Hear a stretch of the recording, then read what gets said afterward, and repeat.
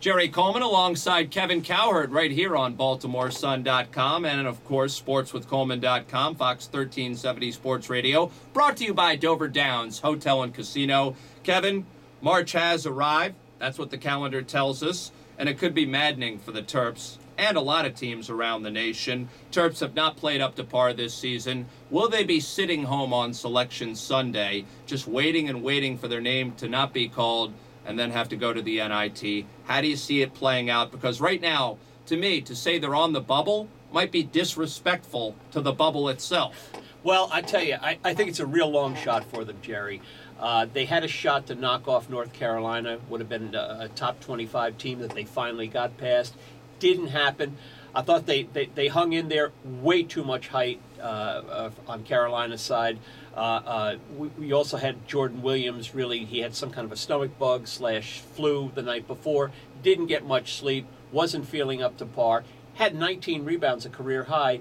But, you know, he didn't have the offensive game that I think they needed to knock off a team like Carolina. So I agree with you. I think it's a real long shot that they get in. Possibly, if they win their last two games, they've got Miami coming up and then Virginia Saturday.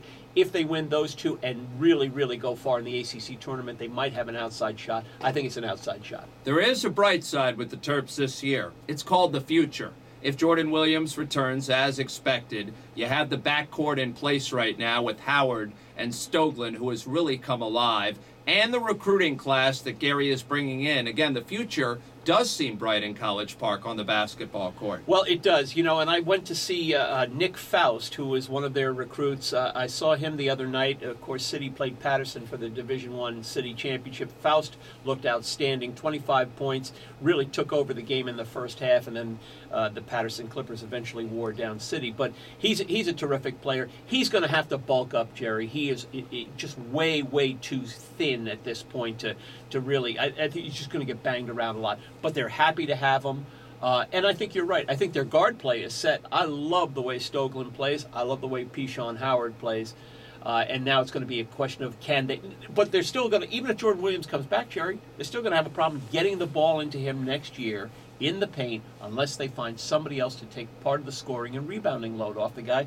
Otherwise, defenses are going to sag on him, and they're going to have the same problems they had this year. A lot of folks want to point the finger at the head coach, Gary Williams, but I say point it at the seniors and their lack of leadership. That has killed this team. Oh, no question about it. They just have, you know, you've got guys like Cliff Tucker and Adrian Bowie who just have had a subpar year. So much was expected of them. They haven't delivered. Same thing with Sean Mosley. Just not... He just hasn't come through the way they needed him to. All have underachieved, and the result could be a fourth trip to the NIT in 7 years. Let's hope for a strong run in College Park and beyond.